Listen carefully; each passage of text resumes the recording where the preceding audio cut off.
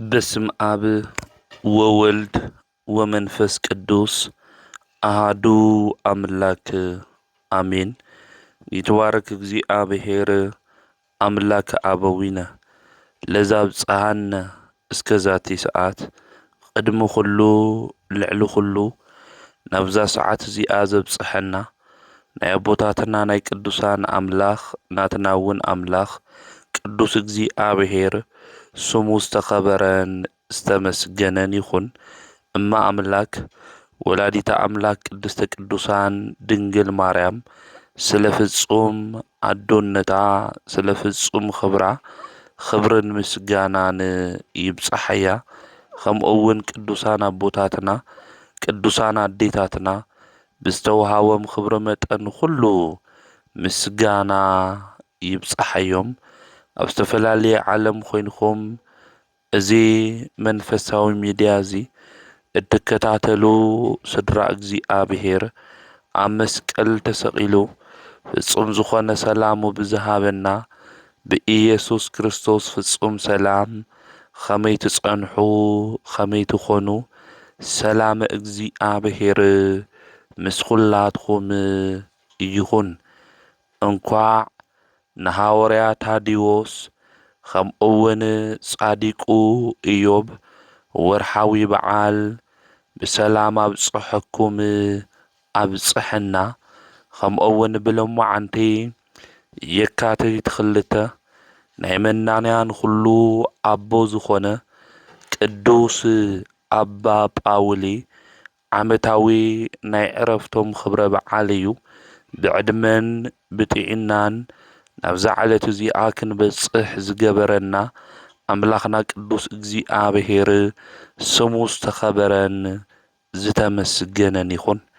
ብኦርቶዶክሳዊት ተዋህዶ ቤተ ክርስቲያን ዕለት 2 ቅዱስ ታዲዎስ ሃዋርያ ከምኡውን ጻዲቁ ኢዮብ ጻዲቁ አቤል ወርሓዊ በዓሎም እዩ። ዕለት 2 እውን ክኾን እንተሎ ቤተ ክርስቲያን ስለዞም ቅዱሳን አቦታትና አዴታትና ድማ ተምህረና ትነግረና እያ።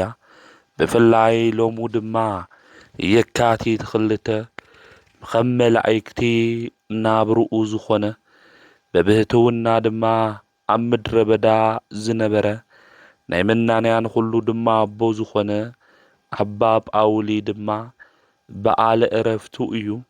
ናይ ቅዱሳን ሞት ድማ ብቅድሚ እግዚአብሔር ዝኸበረ እዩ። ናቶም ዝኽሪ ምግባር ድማ ንበረከት ምዃኑ ቅዱሳት መጻሕፍቲ የምህሩና እዮም። ስለዚ ስለዞም ቅዱሳን አቦታትና አዴታትና ዝኽሮም እንገብረሎም አምላኽና ቅዱስ እግዚአብሔር ምስጢሩና ጥበቡ ገሊጹ ንከምህረና ቅዱስ ፍቃዱ ይኹነልና። ሃዋርያ ታዲዎስ ካብቶም 12 ናይ ጎይታ ደቀ መዛሙርቲ ሓደ እዩ። ታዲዎስ ናይ መጀመርያ ሽሙ ለብዲዎስ ተባሂሉ እዩ ዝጽዋዕ። ኣብ ማቴዎስ ወንጌል ምዕራፍ 10 ቁጽሪ 3 ክናንብብ እንተለና ታዲዎስ ማለት ናይ አምላክ ካህን ማለት እዩ። ታዲዎስ ማለት ካሊእ ትርጉሙ ድማ ዘር ወማዕረር ማለት እዩ። ኦሪት ብዘርኢ ወንጌል ድማ ብዓጺድ ገይሩ መሲሉ ስለ ዘምህረ ምስ ወግሐ ድማ ስንዳይ ዘሪኡ ንመስዋኢቲ ኣብጽሑ እዩ። ካብቶም 12 ሃዋርያት ሓደ ዝኾነ ግመል ብመርፊቅ ቅዳድ ኣሽሊኹ ኣሕዛብ ድማ ዘእመነ ሃዋርያ እዩ። ብበዓለ 50 መንፈስ ቅዱስ መጽናዕንዒ ሃዋርያት ክቕበሉ እንተለዉ ዝተቐበለ ናብ ዝተፈላለየ ዓዲ ድማ እናተዘዋወረ ወንጌል ዝሰበኸ እዩ። ሃገረ ስብከቱ ድማ ሶርያ እዩ ነይሩ። ጎይታ መድኃኒት ንሱ ኢየሱስ ክርስቶስ ምልኩዕ ብዝኾነ መንእሰይ ኣምሳል ተገሊጹ ንከይፈርሕ ኩልሻዕ ምስኡ ከም ዝኾነ ነጊርዎ ኣጸናዕኒዕዎ እዩ። ኩሉ ግዜ ድማ ናብ ሃገረ ስብከቱ እናኸደ ወንጌል ይሰብኽ ከምኡውን የምህሮም እዩ ነይሩ። ናብቲ ሃገረ ስብከቱ ሓደ እዋን ድማ ክኸድ እንተሎ ሊቀ ሐዋርያት ዝኾነ ቅዱስ ጴጥሮስ ናብኡ ንክኸድ ድማ ተነጋገሩ። ኣብዚ ግዜ እዚ ፓትርያርክ ስለ ዝኾነ ቅዱስ ጴጥሮስ ሓቢሮም ናብቲ ሃገረ ስብከት ይኸዱ ነበሩ። ኣብ መንገዲ ክኸዱ እንተለዉ ድማ ሓደ ሽማግለ ዘርኢ ክዘርእ እንተሎ ድማ ረኸብዎ። ጠሚና እዩ እሞ ኣብልዐና ኣስትየና በልዎ። እዚ ሽማግለ እዚ ቅድም ኢልኩም ተትመፁ ጽቡቕ ነይሩ፣ ኸዚ ግን ስንቀይ ወዲአ እየ ከምጽእ ኢልኩም ናብ ገዛይ ክኸድ ነይረ፣ ገዛይ ግን ርሑቕ እዩ ኢሉ ተናገሮም። ነገር ግን ንስኻትኩም ኣብዙ ኣብ ዑረይ ተቐሚጥኩም ትሕልውለይ እንድሕር ኮይንኩም ግን ኣነ ከምጽእ ኢልኩም እየ ኢሉ እዚ ሽማግለ እዚ ተናገሮም። ሐዋርያት ናብ ኣገልግሎት ክኸዱ እንተለዉ ምንም ነገር ኣይሒዙን ነይሮም። ሽሙ ጥራሕ ሒዞም ናብ ኣገልግሎት ድማ ይወፁ ነበሩ። ስለዚ እዚ ሽማግለ እዚ የዋህ እዩ። የዋህነቱ ድማ ተመልኪቶም እዞም ሐዋርያት ቅዱስ ጴጥሮስና ቅዱስ ታዲዮስ ተሓጐሱ። እስካብ ዝምለስ ድማ እናሓረስና ንጽናሓዮ ኢሎም ተነጋገሩ። ቅዱስ ታዲዮስ ክሓርስ እንተሎ ጴጥሮስ ድማ ምዝራእ ጀመረ። ኣብዚ ግዜ እዚ በቲ ዕለት እሱ በቂሉ በቲ ዕለት እሱ ድማ እቲ ዘርኢ ምህርቲ ሂቡ ኣብዚ ግዜ እዚ ተመልከቱ። እዚ ሰብ እዚ እውን ናብ ገዝኡ በፂሑ ክምለስ እንተሎ እዞም ቅዱሳን ሐዋርያት እዚኦም ዝገበርዎ ነገር ሪኡ ደንገጸ። ትሕቲ እግሮም እውን ወዲቑ ሰገደሎም። ካብ ሰማይ ዝወረድኹም ኣማልክቲ ዲኹም በሎም። ንሳቶም ግን ንሕና ናይ እግዚኣብሔር ባሮት እምበር ኣማልክቲ ይኮናን ኢሎም ወንጌል ድማ ሰበኽሉ። ድሕሪ እዚ ናብ ትኸድዎ ቦታ ክኽተለኩም እየ ኢሉ ተናገሮም። እዚ ክትገብር ኣይግብእካይ፣ ነገር ግን ናብ ገዛኻ ኽድ፣ እንበልዖ ምግቢ ኣዳሉ፣ እዚ ንክታዳሉ ድማ ንሰበይትኻ ንገራ በልዎ። እዚ ሽማግለ እዚ ካፍቲ መሬቱ ብዕለቱ ተዘሪኡ ብዕለቱ ድማ ምህርቲ ዝሃበ ሒዙ ናብ ገዝኡ ድማ ኸደ። ኣብዚ ግዜ እዚ ናብ ገዝኡ ክኸድ እንተሎ እቲ ወቕቲ ናይ ሕርሻ ግዜ እዩ። ነገር ግን ናይ ሸዊት ግዜ ይኾነይ ናይ እኽሊ ግዜ ይኾነይ ካብ እዩ ዝሰብኣይ እዚ ተሸኪሙ ዝመጽእ ኣሎ ኢሎም ናይቲ ዓዲ ሰባት ተገረሙ። እቲ ወረ እውን ኣብቲ ከተማ ኩሉ ተሰምዐ። እቶም መኳንንቱ እውን ሰምዕዎ። ነቲ ሽማግለ ክሓትዎ እንተለው ግን እቲ ሽማግለ ካብ መጀመርያ ጀሚሩ ዝኾነ ነገር ሁሉ ነገሮም።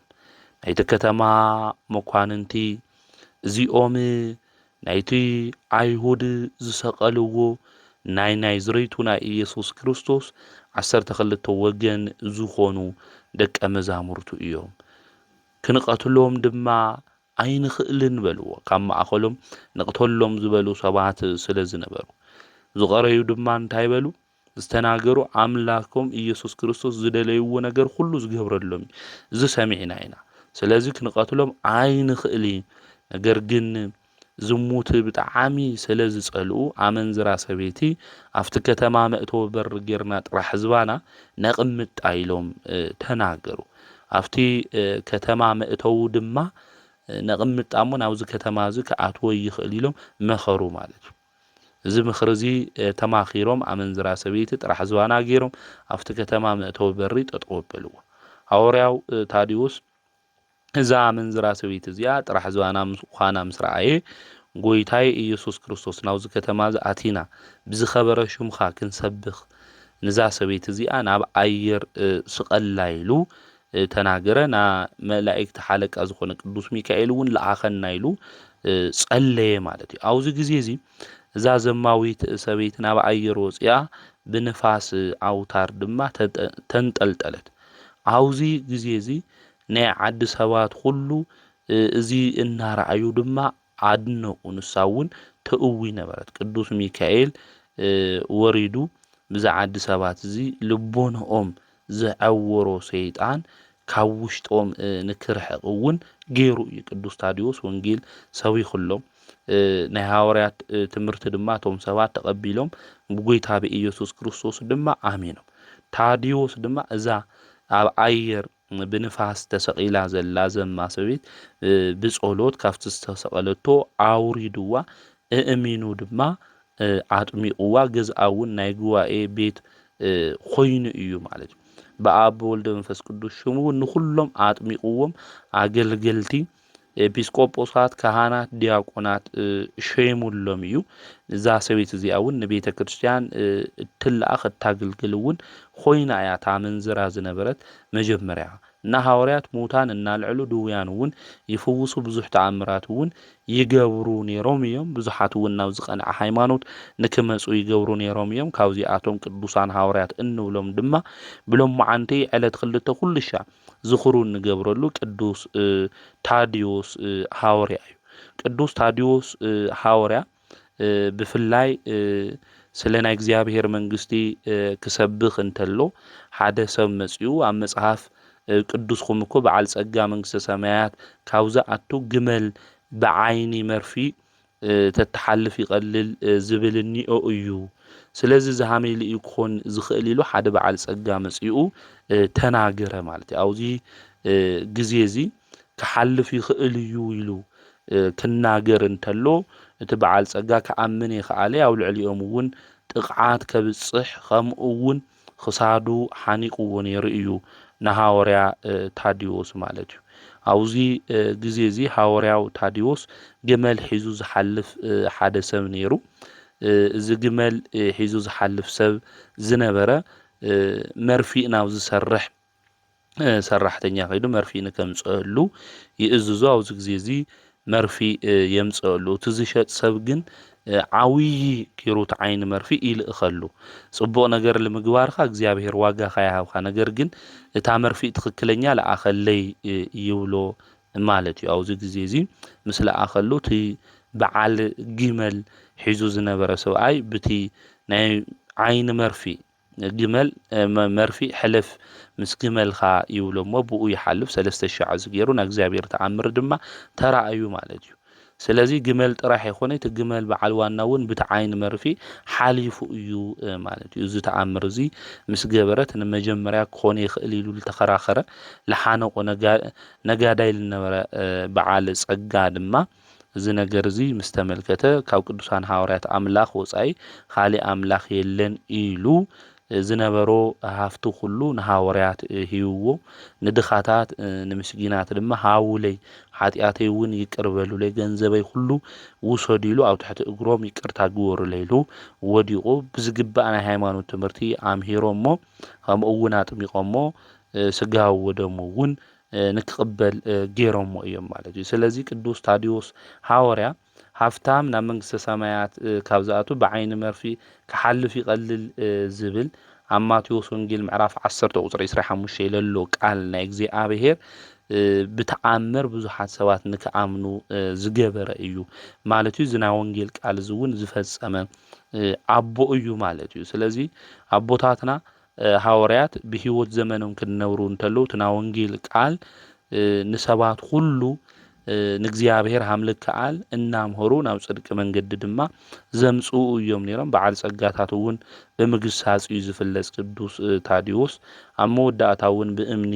ተቐጥቂጡ እዩ ሓምለ 2 ዓሪፉ ዓመታዊ ክብረ በዓሉ እውን እናኽብሮ ንዚእዩ ማለት እዩ። ስለዚ እዚ ሐዋርያ እዚ ብጽንዓት ኮይኑ ወንጌል ዘምህር ዝነበረ ዝግስጽ ዝነበረ ቅዱስ ኣቦ እዩ። ብሎሙዓንቲ ዕለት 2 ኩሉ ሻዕ ወርሓዊ በዓሉ ምዃኑ ቤተ ክርስቲያን ተምህረና ንዚእዩ። ተርድአና እውን ነዚ ምዃኑ ክንፈልጥ ክንርዳእ ይግበአና። እዚ ቅዱስ እዚ በረከቱ ረድኤቱ ኣማላድነቱ ምስ ኩላትና ይኹን። ከምኡ እውን ጻዲቁ ኢዮብ ብትዕግስቱ እንፈልጦ ናይ ትዕግስቲ መምህር ዝኾነ ሎሙዓንቲ ወርሓዊ በዓሉ እዩ። ናይዚ ቅዱስ እዚ እውን በረከቱ ረድኤቱ ምስ ኩላትና ህዝበ ክርስቲያን ይኹን። ከምኡ እውን ብሎሙዓንቲ መጽሓፈ ስንክሳር ክናነብብ እንተለና ዓመታዊ ክብረ በዓሎም ዝኾነ ቅዱሳን እንመን ምዃኖም ይነግረና ይርድአና እዩ። ስለ ኣምላኾም ስለ ኢየሱስ ክርስቶስ ዝመስከሩ ንዑ ድማ ዝተኸተሉ ብህይወቶም ዘመን ሁሉ ንዑ ዘገልገሉ ቅዱሳን እንመን ምዃኖም በዓለ ዕረፍቶም ድማ ለካቲት 2 ዝኾነ ቅዱሳን መጽሓፈ ስንክሳር ይነግረና እዩ። ካብዞም ቅዱሳን እዚኦም ሓደ ኣባ ለንጊኖስ እዩ። እዚ ቅዱስ እዚ ኣብ እስክንድርያ ኣከባቢ ደብረ ዝጋግ ዝበሃል ገዳም ዓበምኔት ዝነበረ ዝኸበረ ኣቦ እዩ። ሎሙዓንቲ የካቲት 2 ድማ በዓለ ዕረፍቱ እዩ። ናይዚ ቅዱስ እዚ በረከቱ ረድኤቱ ምስ ኩላትና ህዝበ ክርስቲያን ይኹን። እዚ ቅዱስ እዚ ኣብ ክልቅያ ዓዲ ብፍላይ ድማ መነኩሴ ዝነበረ መምህር ዝነበረ ክርስቶስ ድማ ዝፈቱ ዝነበረ ገዳማዊ ኣበምኔት ናቱ ደቀ መዝሙር እዩ። እዚ መምህሩ እዚ ንክርስቶስ ዝፈቱ እዩ። ካብ ውዳሴ ከንቱ ድማ ዝርሕቕ እዩ። ክብሪ ዘይደሊ ናቱ ክብሪ ካብ ዝግለጽ ናይ ኣምላኹ ናይ እግዚኣብሔር ክብሪ ክግለጽ ዝደሊ ጻዲቅ እዩ። ኣብ ክልቅያ ዓዲ ድማ ዝነብር መነኩሴ እዩ። ናይዚ ቅዱስ እዚ ለንጊኖስ ድማ መምህሩ እዩ ማለት እዩ። ኣብዚ ገዳም እዚ ክነብሩ እንተለዉ ድማ ናይቲ ገዳም ኣበምኔት ይዓርፍ። ናይቲ ገዳም ኣበምኔት ምስ ዓረፈ ስሙ ልኪያኖስ ዝተባሃለ ኣረጋዊ መምህር ኣበምኔት ገይሮም ክሾምዎ ደለዩ። መነኮሳቱ ሁሉ ደስ ኢልዎም ክሾምዎ ክብሉ እንተለዉ ንሱ ደቀ መዝሙሩ ሒዙ ንለንጊኖስ ብጸልማት ካብ ክልቅያ ወፂኡ ናብ ሶርያ ዓዲ ኸደ። ኣምላኹ እግዚኣብሔር ዝፈትው እዩ። ሰባት ዝህብዎ ክብሪ ግን ዘይደሊ እዩ። ውዳሴ ከንቱ ክኾነኒ ኢሉ ሰባት ካብ ዝህብዎ ክብሪ ድማ ዝርሕቕ ጻዲቅ መምህር መነኩሴ እዩ ነይሩ። ስለዚ ደቀ መዝሙሩ ለንጊኖስ ሒዙ ካብ ቂልቅያ ናብ ሶርያ ድማ ኸደ። ናብዚ ዘመን እዚ ክብሪ ንምድላይ ውዳሴ ከንቱ ንምድላይ እንገብሮም ነገራት ሁሉ እኮ ካብ ልክዕን ካብ መስመርን ዝወፁ እዮም ወገናተይ። ቅዱሳን ኣቦታትና ሕይወቶም ክንምርምሮ እንተለና ግን ካብ ክብሪ ሰባት ዝህብዎም እናርሓቑ ካብ ሽሞት ስልጣን ርሒቆም ብፍጹም ተጋድሎ ብመንፈሳዊ ሕይወት ኮይኖም ኣምላኾም ቅዱስ እግዚኣብሔር ዘግልግሉ እዮም። ስለዚ ሹመት የደሊ ኢሎም ካብ ኪልቅያ ናብ ሶርያ ድማ ኸዱ። ኣብ ሓንቲ ቤተ ክርስቲያን ውሽጢ ኣትዮም ድማ ብሕብረት ኮይኖም ተቐመጡ። ብኢዶም ድማ ብዙሕ ድንቂ ተኣምራት ይገብሩ ነበሩ። እግዚአብሔር ድንቅ ዝኾነ ተአምራት ንክገብሩ ጸጉኡን ኃይሉን ገሊጽሎም ስለ ዝነበረ ኣብ ልዕሊኦም ድማ ጸጋ እግዚአብሔር ስለ ዝነበሮም ተአምር እዮም ዝሰርሑ ነይሮም። ዝሓመሙ ሰባት ይፍውሱ ነይሮም። ድውያን ኮይኖም ዝመጹ ድማ ንኹሎም የድሕንዎም ነይሮም ማለት እዩ። ኣብዚ ግዜ እዚ ሰባት ከኽብርዎም እንተለዉ ውዳሴ ከንቱ እዩ ዝኾነና ክብሪ ክኾነና እዩ ኢሎም ካፍቲ ቦታ ንሱ እውን ናብ ካሊእ ቦታ እዮም ኸይዶም ናብ ግብፂ ዓዲ ደብረ ዝጋግ ናብ ትበሃል ገዳም እዮም ኣትዮም።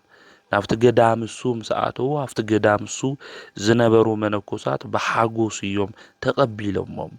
ምስ ኣቶም ድማ ብሕብረት ተቐመጡ። ናይቲ ገዳም ኣበይኔት ድማ ዓረፉ። ተጋድልኡ ትሩፋቱ የዋህነቱ ስለ ዝፈለጡ ኣብ ደብረ ዝጋግ ገዳም ዘለዉ ኣባ ለንጊኖስ ኣበሚኔት ገይሮም ሾምዎ። ድሕር እዚ መምህሩ ኣባ ሉኪያኖስ መጽአ ኣብቲ ገዳም እሱ እውን ምስቲ ደቀ መዝሙሩ ኸዝናቲ ገዳም ኣበሚኔት ኮይኑ ዘሎ ኣባ ለንጊኖስ እውን ብሕብረት ብዙሕ ግዜ ተቐመጡ። ብሓደ ልቢ ኮይኖም እዮም ኣብቲ ገዳም እሱ ዝነብሩ ነይሮም። እግዚአብሔር ድማ ብኢዶም ብዙሕ ዝኾነ ድንቂ ተአምራት ይሰርሕ ነበረ። ድሕር እዚ ኣባ ሉኪያኖስ ዓረፈ። ናይ ኬልቄዶን ጉባኤ ንክግበር ድማ ከሃዲ መርቅያኖስ ጉባኤ ክገብር መልእኽቲ ናሁ ኩሉ እዩ ልኢኹ። በቲ ዘመን እሱ እቲ ከሓዲ ንጉስ መርቅያኖስ ስለ ዝነበረ መልእኽቲ ድማ ልኢኹ። እታ መልእኽቱ ድማ ክርስቶስ ክልተ ባህሪ እኒአዎ እትብል ዝረኸሰት ናይ ሃይማኖት ደብዳቤ እያ ነይራ። ኦርቶዶክስ ተዋህዶ እምነት እናኣምኖ ተኣዩ ተባሂሉ ካብ ክልተ ባህሪ ሓደ ባህሪ ካብ ክልተ ኣካል ድማ ሓደ ኣካል ብተዋህዶ ጎይታና መድኃኒትና ኢየሱስ ክርስቶስ ፍጹም ኣምላክ ፍጹም ሰብ እዩ ኢልና ኢና እናኣምን ማለት እዩ። እዚኣቶም ግን ኣብቲ ጉባኤ ኬልቄዶን ወይ ከዓ ጉባኤ ከለባት ኢና ንጽውዖ ጉባኤ መርቅያኖስም እቲ ከሓዲ ንጉስ እዩ። ስለዚ ናይ ካቶሊክ እምነት እውን ኣብዚ ግዜ እዚ እያ ተመስሪታ ማለት እዩ። ካቶሊክ ማለት ልዕል ኩሉ ማለት እዩ ማለት እዩ ቃሉ። ስለዚ ፓፕልዮን ዝመርሖ ዝነበረ መርቅያኖስም ኣብቲ ዘመን እሱ ዝኣምነሉ ዝነበረ እዩ ክልተ ባህሪ ማለት እዩ። ሓደ ኣካል ክልተ ባህሪ ኢሎም እዮም ዝኣምኑ። እዚ ፍጹም ካብ ተዋህዶ ዝወፀ ትምህርቲ እዩ። ስለዚ ዛረኸሰት ደብዳቤ እዚኣ ክልተ ባህሪ ክልኤ ባህሪ ዝብል ደብዳቤ ልኢኾም ካብ ንጉሲ መልእኽቲ መጺኡ ተባሂሉ ናብ ደብረ ዝጋግ ሰለስተ መልእኽተኛታት ሒዞም ይመጹ። ናይቲ ገዳም ኣበሚኔት ድማ ኣባ ለንጊኖስ እዩ። ንዑ ሃብዎ ኣብ ውሽጡ ዘሎ ድማ ኣንቢቡ ምስ ኣንበብካ ድማ ፈርመሉ ዝብል ናይ ንጉስ ትእዛዝ እዩ ነይሩ። ኣባ ለንጊኖስም ናብ ምስ ቅዱሳን ኣቦታተይ ክማኸር እኒአኒ እንታይ ክሰርሕ ሓምለለኒ ምስኣቶም ክማኸር እኒአኒ ኢሉ ናፍቶም ኣቦታት ዝተቐበሩሉ በዓቲ ድማ ይኸድ። ናብኡ ኣትዩ ድማ ዝኸበርኹም ኣቦታተይ ዓሪፍና ኢና ደቂስና ኢና ኣይትወሉኒ ንክርስቶስ ክልተ ባህሪ ዝገብር ብውሽጡ ዝተጻሓፈ ደብዳቤ ናባይ መጺኡ እዩ። ብቃሉ እመን ኣብ ውሽጡ ድማ ፈርም ተባሂለ ተዓዚዘ እየ። ስለዚ እንታይ እየ ክገብር እኒአኒ ኢሉ ዛቦዚ ይናገር ማለት እዩ። ኣብዚ ግዜ እዚ ካብታ ኣስከሬን ናይ ኣቦታትኻ ናይ ሃዋርያት ከምኡ እውን ና 318 ኣቦታት ዝቐንዐት ሃይማኖት የትግደፍ እዚኣ ዝረኸሰት ደብዳቤ እያ ኣይትከተላ ዝብል ካብቲ ኣስከሬን ቃል ይወፅእ ማለት እዩ። እዛ ጽሕፍቲ እዚኣ ድማ ካብታ ኣስከሬን ናይና ቦታ ኣርሕቆ ዝብል ቃል ክወፅእ እንተሎ ናይቲ ንጉስ መልእክተኛ ሰለስተ ዝመፁ ነይሮም። እዚ ነገር እዚ ብጣዕሚ ኣድኒቆም ከምኡ እውን ፈሪሖም ናፍቲ ንጉስ የተመለሱ ፀጉሮም ተላፅዮም ምንኩስና እውን ተቀቢሎም እስካብ ዝዓርፉ በብዙሕ ዘመን ኣብኡ ተጋዲሎም እዮም። ዝኸበረ ኣባ ሌንጊኖስ እውን ጽቡቕ ዝኾነ ተጋድልኡ ተጋዲሉ ጉይኡ እውን ወዲኡ ሃይማኖቱ እውን ሓልዩ እግዚአብሔር አምላክ እውን አገልግሉ ብሰላም ብለው መዓንቲ የካቲት 2 እዚ ቅዱስ አቦዚ ዓሪፉ እዩ ማለት እዩ። ስለ ሃይማኖቱ ዝጸንዐ ብምንኩስና ህይወቱ ድማ መንፈሳዊ ተጋድሎ ዝተጋደለ ቅዱስ አቦ እዩ። ኣብ ገዳም ዘለው ሰባት እውን ካብ ምንፍቅና ካብታ ዝረኸሰት ክልኤ ባህሪ ኢሎም ዘምህሩ ዝነበሩ መናፍቃን ትምህርቲ ንክርሕቁ ዝገበረ ቅዱስ አቦ እዩ ብሎም መዓንቲ በዓለ ዕረፍቱ ምዃኑ መጽሓፈ ስንክሳር ይነግረና እዩ። ንኣምላኽና ንእግዚአብሔር ምስጋና ይኹኖ። ናይዚ ቅዱስ አቦዚ ጸለቱ በረከቱ ኣማላድነቱ ምስ ኩልና ህዝበ ክርስቲያን ይኹን። ከምኡ እውን ብሎም መዓንቲ ናይ መናንያን ኩሉ አቦ ከምኡ እውን ምድራዊ መልአክ ኢልና እንጽውዖ ብትግሃቱ ካብ መላእክቲ ወገን ዝተባሃለ ናይ ገዳማውያን ሁሉ ሓለቃ ዝኾነ ዝኸበረ ዓውዪ ጳውሊ ብሎም መዓንቲ ዓመታዊ ክብረ በዓሉ እዩ። በዓለ ዕረፍቱ ምዃኑ እውን ቤተ ክርስቲያን ተምህረና ትነግረና እያ። እዚ ቅዱስ እዚ ኣብ እስክንድርያ ዓዲ እዩ ተወሊዱ። ሓው ድማ ጴጥሮስ ዝበሃል ነይርዎ ዓብዪ ሓው። ወለዶም ብጣዕሚ በዓል ጽጋታት እዮም። እዚ ኢልኻ ክቁፀር ዘይኽእል ገንዘብ ሃፍቲ ዝነበሮም እዮም። ወላዲኦም ምስ ዓረፈ ኣዲኦም እውን ምስ ዓረፈት ናይ ሓዘን ግዚኦም ምስ ወድኡ ርስቲ ገንዘብ ክከፋፈሉ ድማ ጀመሩ። ጴጥሮስ ዓብዪ ስለ ዝኾነ ኩሉ እቲ ንብረት ክበሃል እስካብ ዝኽእል ናብ ባዕሉ ይወስዶ። ንጳውሊ ግን ንእሽተይ ነገር እዩ ሂውዎ ማለት እዩ።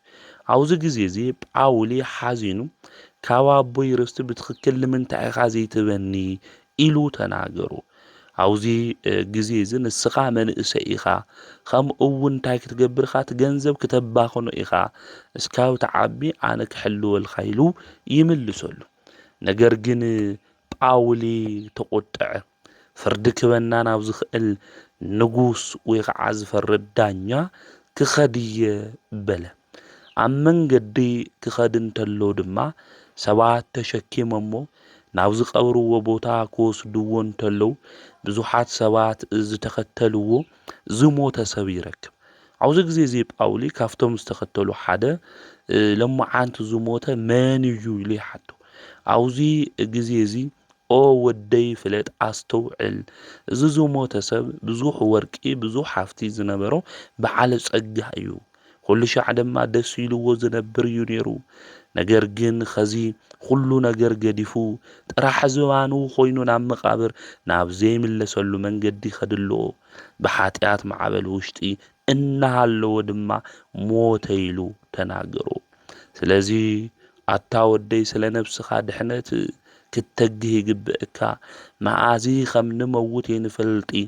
ነገር ግን ብዛ ዓለም እዚ ውሽጢ ገንዘብ ነይርዎ፣ ስልጣን ነይርዎ።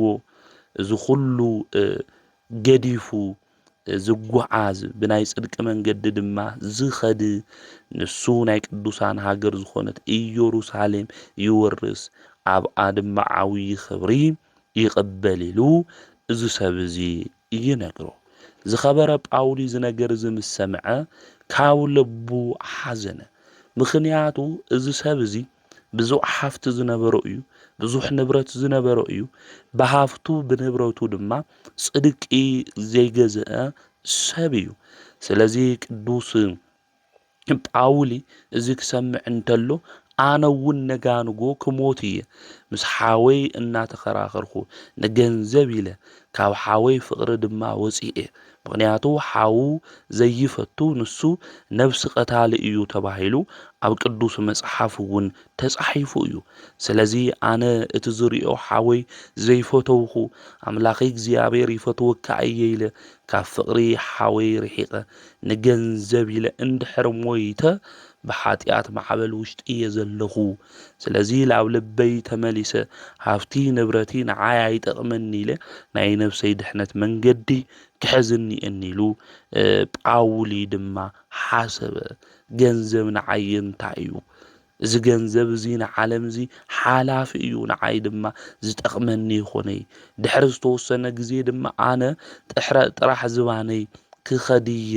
ኢሉ ጳውሊ ሓሰበ እንዳይናይ ሰባት ንኾን እዚ ሓሳብ ዝንሓስብ ኣብዛ ዓለም እዚ ክንነብር እንተለና ወገናተይ እንነብሮ ዕድመ ዝተወሰነ ዕድመ እዩ ብዙሕ ዘመን ኣብዛ ዓለም እዚ ኣይንነብሪ ዕድመና እንተበዝሐ 70 ወይ ከዓ 80 እዩ ብድሕሪኡ ድማ ድኻም እዩ ኢሉ ቅዱስ ዳዊት ኣብ መዝሙሩ ከም ዝዘመረ ከም ዝነገረና ስለዚ ዕድመና ከም ጽላሎት ዝሓልፍ እዩ ኣብዛ ከም ጽላሎት ዝሓልፍ ዕድመና ዝተወሰነ ግዜ እንነብረላ ኣጋይሽ ኮይና እንመላለሰላ ምድሪ ዘድሌና ናይ መንፈሳዊ ተግባር ጽድቂ ክንሰርሕ እዩ ዝግብአና ንገንዘብ ኢልና ከምኡውን ዘይጠቕሙና ነገራት ኢልና እቲ ዝጠቕመና ንጉስና መድሓኒትና ኢየሱስ ክርስቶስ ገዲፍና ልከይንኸድ ክነስተውዕል እዩ ዝግብአና ልክዕ እዩ ኣብዛ ዓለም እዚ ክንነብር እንተለና ገንዘብ የድልየና እዩ ምክንያቱ ኣብዛ ዓለም እዚ ክንነብር እንተለና ዋና መሳርሒ ንገብሮ ነገራት ሁሉ ንዕድገሉ ብገንዘብ እዩ ነገር ግን ንገንዘብ ቀዲምና ስለ ነብስና ነገር ድማ ብድሕሪት ጌርና ንነብስና ክነጉሳቁል ንገንዘብና ቁሳው ነገር እናቅድም ግን ክንኾን ከም ለይግብአና ቤተክርስቲያን ተምህረና ምክንያቱ ገንዘብ ንፈቱ እንድሕር ኮይና ካብ ሁሉ ነገር ኣብሊጽና ገንዘብ እንድሕር ንፈቱ ኮይና ናይ ሁሉ ነገር ናይ ክፍኣት ስር መን እዩ ተተዋኢሉ ኣብ ቅዱስ መጽሓፍ እውን ለምበብናዮ ገንዘብ ንገንዘብ ኢሎም ህይወት ሰብ ዘጥፍኡ ሰባት እንዩ ንገንዘብ ኢሎም ዘየድሊ ተግባር ዝፍጽሙ ሰባት እንዩ ደም ዘፍስሱ ሰባት እንዩ ስለዚ ናይ ገንዘብ ፍቅሪ ኣብ ልቦናና ኮይኑ ናይ ክርስቶስ ፍቅሪ ግን ካብ ልቦናና ነውጽእ ክንኾን ኣይግብን ክንሰርሕኒና ክንጎይኒና ክነተርፍኒና ዝጠቅመና ነገር ንባዕልና ጌርና खाली ድማ እናመጾትና ናይ ነፍስና ጥሪት ሃፍቲ ከነፍሪሃም ልግብእና ግን ቤተክርስቲያን ተመረና ቅዱሳት መጻሕፍት ግን ይነግሩና ይረዱና ኣብ መጻሕፍት እውን ከነነብብ እንተለና ታሪኮም እውን እናገረሎም ብለማ አንዱውን ወርሓው በዓሉ ዝኾነ ጻዲቁ ኢዮብ ታሪኩ አም ተመልከተናዩ ሃፍታም እዩ ነይሩ በዓል ንብረት እዩ ነይሩ ሃፍቱ ንብረቱ ግን ለጽድቅ መንገድ ልገብር እግዚአብሔር ካብ ምፍራሕ እግዚአብሔር ካብ ምግልጋል ንድሕሪት ዘይገበሮ እዩ ነይሩ ስለዚህ ንሕናውን ሃፍቲ ንብረት ኣብ ዓለም ንክህልወና ግዴታ እዩ ክንሰርሕኒና እቲ ዘለና እውን ክባርኸልና አምላኽና ቅዱስ እግዚአብሔር ናብኡ ክንጸልይ ይግብእና ግን እቲ ገንዘብ ኢልና ግን መንፈሳዊ ነገርና ንሓድግ ክኾን ይግብ ኣቀዲምኩም ጽድቁና መንግስቱ እንታይ ግብር ድሎይ खाली እንታይ ክውሰኸልኩም እዩ ተባይ ንሕና ግን ኣቀዲምና ቁሳው ነገር ንብረት ምናምን ናንሐስ ብድሕሪኡ ጽድቁና መንግስት ክቅድም ዝግብኦ ግን ጽድቁና መንግስቱ ስለ ሃይማኖትና ጉዳይ ስለ ነፍስና ጉዳይ ክነቅድም ብድሕሪኡ ዘድሌና ነገር ሁሉ አምላኽና ቅዱስ እግዚአብሔር ሃምሉ ውስኸልናውን ኣብ ቅዱስ ወንጌሉ ነጊርና እዩ ማለት ስለዚህ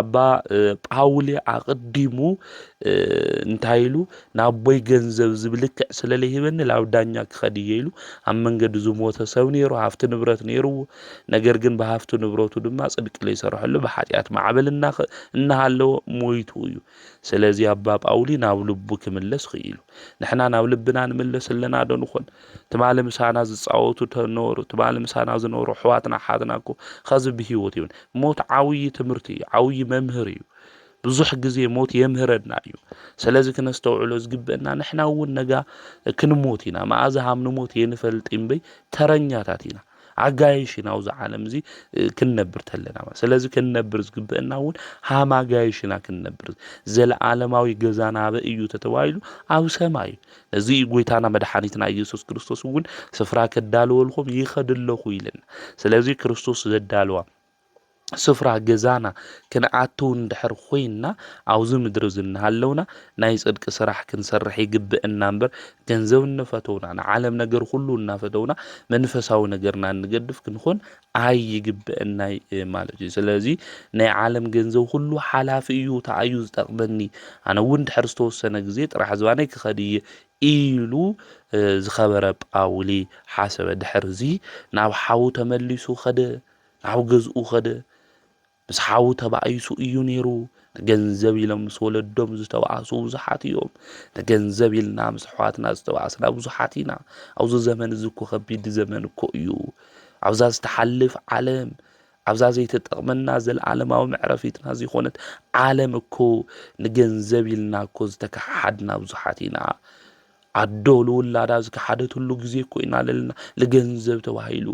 ውላድ ንወለዱ ዝከሓደሉ ንገንዘብ ተባሂሉ ዘመን ኢና ዘለና። ፍቕሪ ካብ ውሽጥና ጠፊኡ ናይ ገንዘብ ፍቕሪ ሒዝና ነገራትና ኩሉ ረሲዕና ኣብ ዘይጠቕመና ቦታ ዝደቀስና ብዙሓት ኢና። ነገር ግን ናይ እግዚኣብሔር ቃል ካብ ኩሉ ነገር ክነብልጾ ዝግብአና ፍቕሪ ምዃኑ ይነግረና የርድአና። እዚ ፍቕሪ ድማ እንታይ ክኾን ይግብኦ? ካብ ገንዘብ ፍቕሪ ናይ ሰብ ፍቕሪ ሃም ልበልጽ ቤተ ክርስቲያን ተምራ። ስለዚ ናብ ሓዉ ድማ ተመሊሱ ኸደ፣ ናብ ገዝኡ ተመሊሱ ምስ ኸደ ገንዘብ ምንም ነገር ኣይደሊ፣ ምሳኻ ስለ ገንዘብ ጉዳይ እውን ኣይነጋገር ኢሉ ጳውሊ ተናገር። ድሕር እዚ ካብ ሓዉ ርሒቑ ካብ ዓዱ ድማ ወፂኡ ኣብ መቃብር ገዛ 3 መዓልቲ 3 ለይቲ ድማ ተቐመጠ።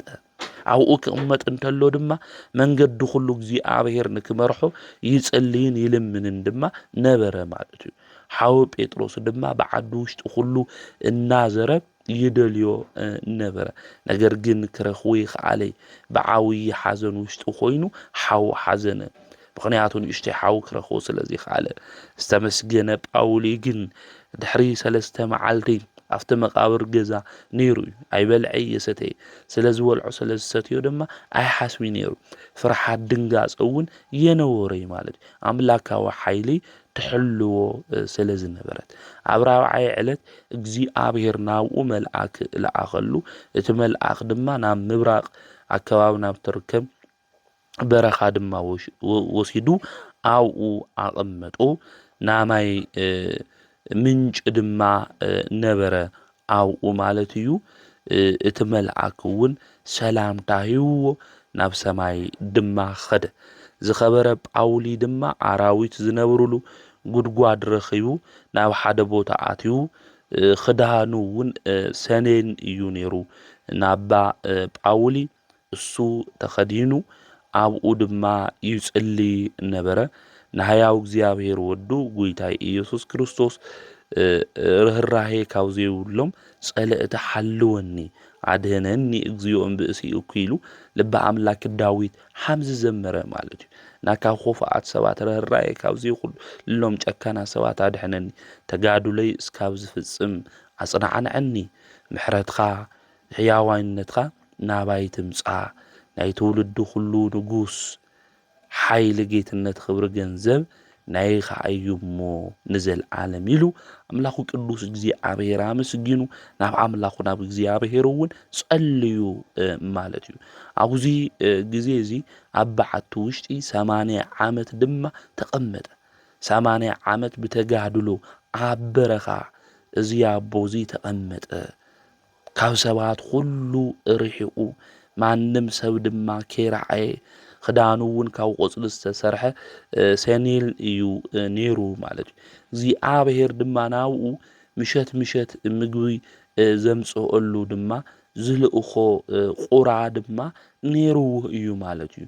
ምግቡ ከምጸሉ እንተሎ ድማ ግማሽ እንጀራ እዩ ንዝኸበረ ጳውሊ ዘምጽአሉ ነይሩ። ናይ ክብሪ በዓል ዋና ዝኾነ እግዚኣብሔር ቅዱስኑ ጽድቁ ክገልጽ ስለ ዝደለየ መልአክ ልኢኹ እግዚኣብሔር ናብ ዓብዪ ኣቦ እንጦንዮስ ኣባ እንጦንስ ኢልና እንጽውዖ ማለት እዩ። እዚ ኣቦ እዚ እንጦንዮስ ኣብ በረኻ ውሽጢ እዩ ዝነብር። ኣብ በረኻ ዝነብር ዘለኹ ኣነ ድየ ናይ በረኻ ምንባር ዝጀመርኩ ኣነ ጥራሕ ድየ ኢሉ ብልቡ ይሓስብ ነበረ። እቲ መልአክ ግን ከምዚ ኢሉ ንኣባ እንጦንዮስ ንኣባ እንጦንስ ተናገሮ። ኣፍቲ ንሱ ዝነብረሉ ኣከባቢ ክልተ መዓልቲ ምስተጓዓዘ ኣብ በረኻ ውሽጢ ዝነብር ዓለም ድማ ዝነዓቐ ብምናኔ 80 ዓመት ዝነበረ ብጸሎቱ ዓለም ኩሉ ካብ እግዚኣብሔር ቁጥዐ ክትድሕን ዝገብር ቅዱስ ኣቦ ሃምለሎ ምድሪ እውን ፍረ ንክትህብ ዝናብ ንክዘንብ ንኃጢአተኛታት እውን ፀሓይ ንክወፅእ እግዚአብሔር ንክገብር ብእግዚአብሔር ኢድ ተሓልዩ ዝነብር ቅዱስ ጳውሊ ከም ዘሎ እቲ መልአክ እሱ ነገሩ ኣባ እንጦንዮስም እዚ ቃል ዝምሰምዐ ተላዓይሉ ናፍቲ በረኻ ክጓዓዝ ድማ ጀመረ ማለት እዩ ክጓዓዝ እንተሎ መንገዱ እግዚአብሔር ንክጸርገሉ ናብ እግዚአብሔር ድማ ጸሎት ጸልዩ ነገር ግን ናይ ሰብም ናይ አራዊትን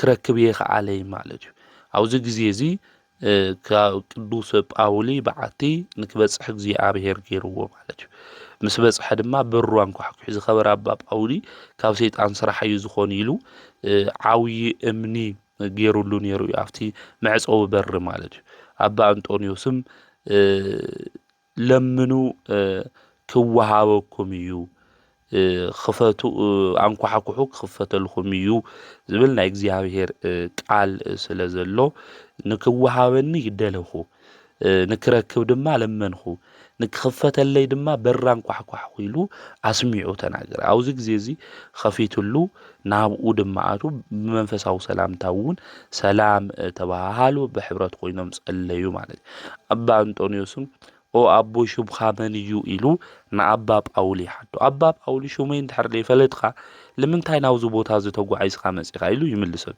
ብዙ ሰዓት እዚ እግዚአብሔር ናይ እንጦንዮስ ልቢ ገለጸሉ ገዳማዊ ጳውሎስ ንክሪኤካ ናውዚ ስለዝመጻኹ ብፁዕ እየ ኢሉ ተናገረ በዓል ንበዓለም እውን ናይ እግዚአብሔር ልዕልና ናይ እግዚአብሔር ሕያውነት ይነጋገሩ ነበሩ ምስ መሸየ ድማ እቲ ቁራ ግማሽ እንጀራ ሒዙ ዝመጽእ ነይሩ ነገር ግን ሙሉእ ሒዙ ድማ መጽ ኣባ ጳውሊም ኣባ እንጦኒ ወይ ከዓ ኣባ እንጦንስ ንስኻ ናይ እግዚአብሔር አገልጋይ ከም ዝኾንካ ከዚ ፈሊጠ እስካብ ከዚ 80 ዓመት ኣብዚ በረኻ ዝክነብር እንተለኹ እግዚአብሔር ኩሉ ሻዕ ዝልእኸለይ ግማሽ እንጀራ እዩ ነይሩ ከዚ ግን ምግብኻ ልኢኽልካ እዩ ኢሉ ተናገሩ ድሕሪ እዚ ተላዓይሎም ናይ ማዕዱ ጸሎት ድማ ጸልዩ ንሕና እውን ከም ክርስቲያን መተን ምግብ ክንበልዕ እንተለና ኣማዕቲብና ስመ እግዚአብሔር ጸዊዕና ክንበልዕ ከም ዝግበአና ቤተክርስቲያን ተምህረና ናይ ቅዱሳን ሕይወት እውን ንምልከቶ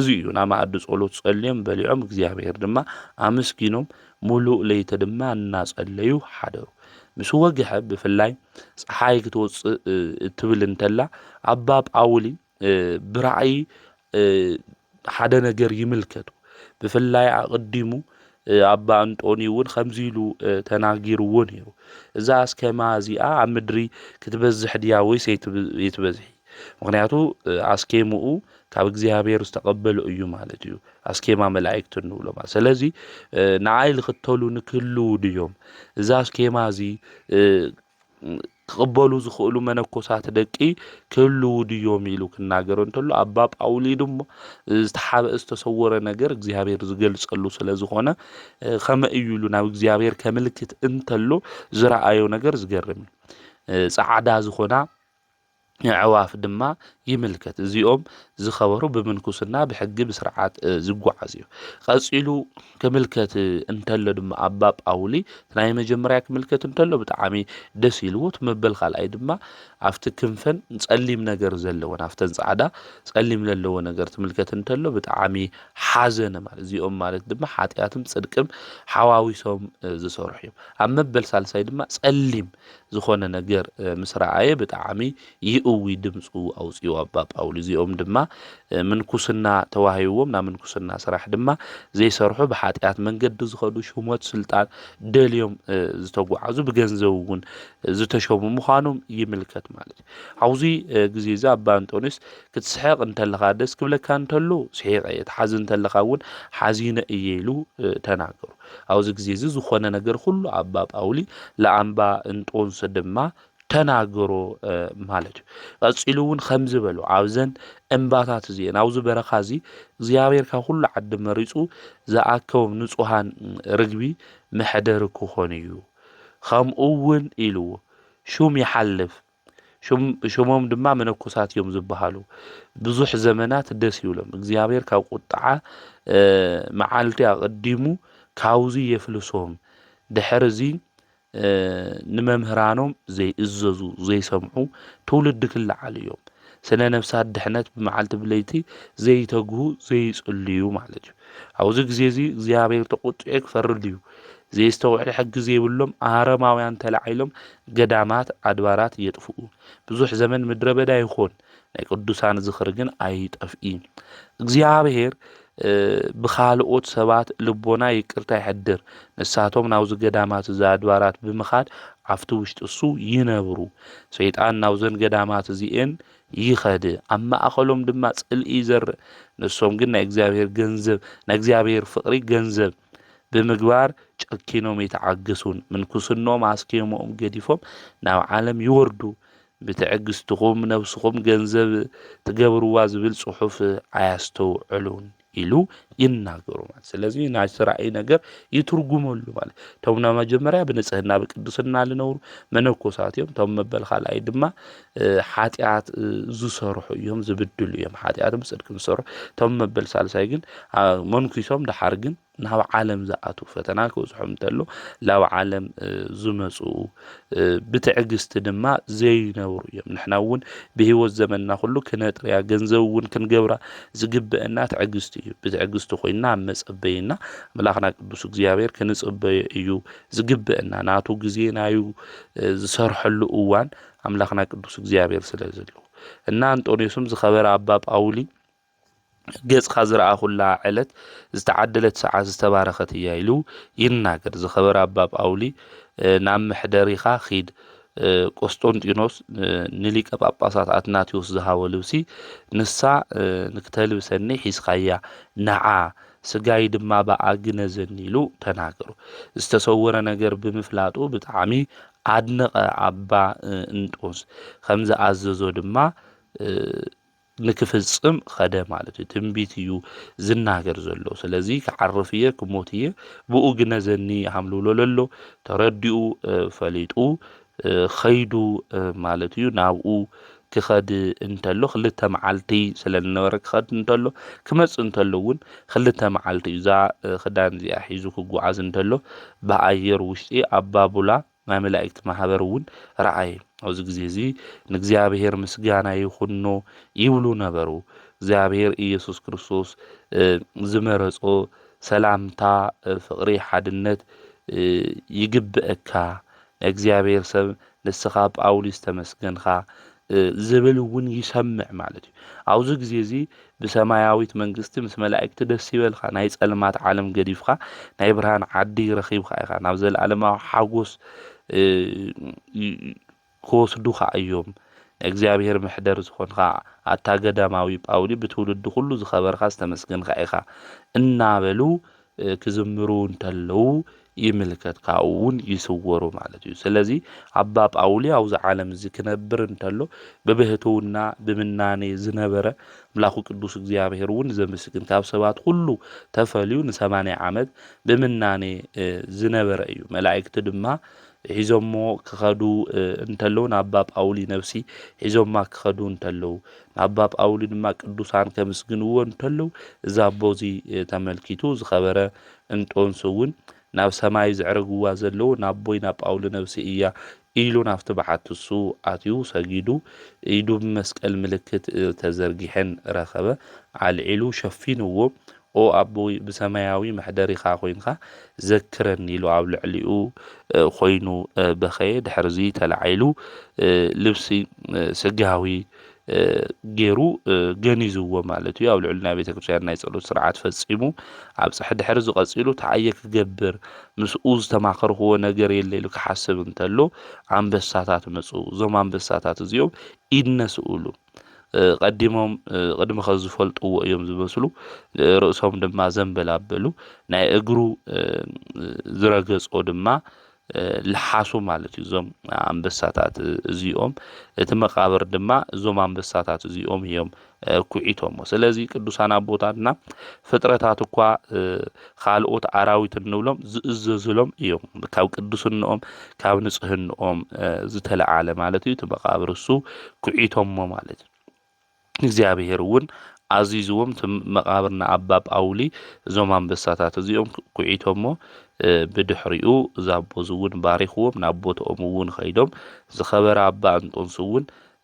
ናብ መቃብር እቶ አባ ጳውሊ ማለት እዩ ካብ ታሰኔል ትባል ካብ ቁጽል ተሰርሐት እውን ሒዙዋ ኸደ ናብ ቦይ ገንዘብያ ኮርሳን እንይሉ ሒዙ ናብ ሊቀ ጳጳሳት አትናቲዮስ ድማ ኸደ ናብ እስክንድርያ ዝኸበረ አባ ጳውሊ ዝነገሮ ነገር ሁሉ ድማ ነገሮ እዛ ዝተኸበረት አባ ጳውሊ ዝኽደና ዝነበረ ሰኔል ድማ ነዚ ሊቀ ጳጳስ ፓትርያርካው ሊቀ ጳጳሳት አትናቲዮስ ዝኸበረና አባ ጳውሊ ዜና መሰምዐ ብጣዕሚ ደስ ኢልዎ እታ አባ ጳውሊ ዝኽደና ዝነበረውን ተቀቢሉ በዓመቱ ኣብ ልደት ኣብ ጥምቀት ኣብ ናጎይታና መድኃኒትና ኢየሱስ ትንሣኤ በዓላ ሰለስተ ግዜ ይኽደና ነበረ ጎይታና ንአባ ጳውሊ ናይ ልብሱ ክብሪ ክገልጽ ስለዝደለየ ሓደ እዋን ዝሞተ ቆልዓ ነይሩ መንእሰይ ማለት እዩ አባ አትናቲዮስ እዛ ልብስ እዚ ኣብ ልዕሊ እቲ ዝሞተ ከቅምጥ እንተሎ እቲ ዝሞተ ሰብ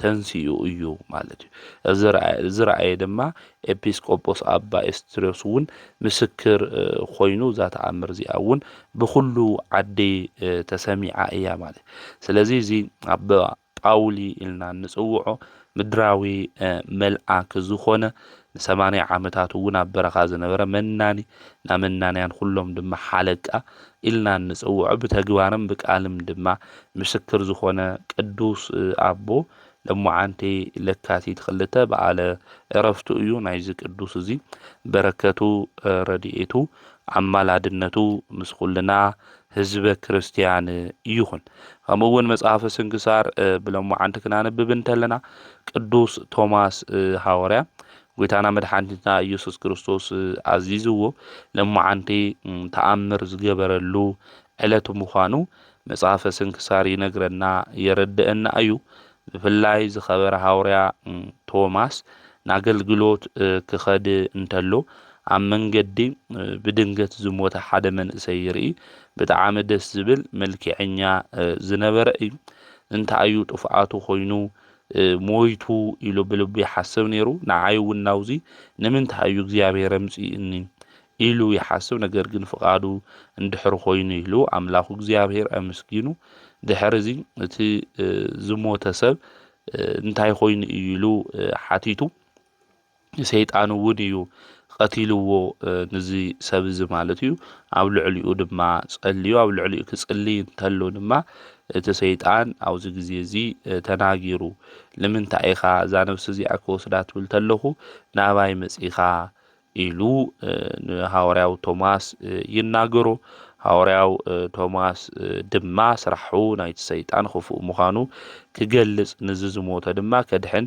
እግዚአብሔር ከም ዝኣዘዞ ፈሊጡ ጸሎቱ ገይሩ ማለት እዩ ንምንታይ ኢኻ እዚ ነገር ዝጌርካ ተባሂሉ ዝኬሱ እውን ክሓቶ እንተሎ ሐዋርያው ቶማስ ብጣዕሚ መልክዐኛ እዩ ስለዚ ብጣዕሚ ትፈትዎ ሰበይቲ ነይራ እታ ሰበይቲ እውን ቆንጆ እያ እታ ሰበይቲ ግን ኣነ ይፈትዋ ነይረ እየ ስለዚ ንሱ ምስኣ ስለዝኾነ ኣነ ድማ ነኺሰ መርዘይ እውን ኣብ ውሽጢ ገይረ ቀቲሎ ይል ተናገር ሐዋርያው ቶማስ ድማ መርዝኻ ካብኡ ውሰድ ብጎይታ ብኢየሱስ ክርስቶስ ኣዚዘካኒ ኢኹ ሽም ኣዚዘካኒ ኢኹ ይብሎ ድሕር እዚ ካብቲ ዝሞተ ሰብ መርዙ ወሲዱ እቲ ዝሞተ ሰብ ድማ ብጎይታ መድኃኒት ኢየሱስ ክርስቶስ ሽም ተላዓይሉ እዩ ማለት እዩ ኣብዚ ግዜ እዚ ዝምልክት ዝተኣምር ዝሪኦም ብዙሓት ሰባት ብኢየሱስ ክርስቶስ ኣሚኖም እዮም ሐዋርያው ቶማስ እውን ስለ ሃይማኖት ኣምሂርዎም ናይ ክርስትና ጥምቀት እውን ኣጥሚቅዎም እዩ ማለት ስለዚ ብለሙዓንቲ ቅዱስ ሐዋርያው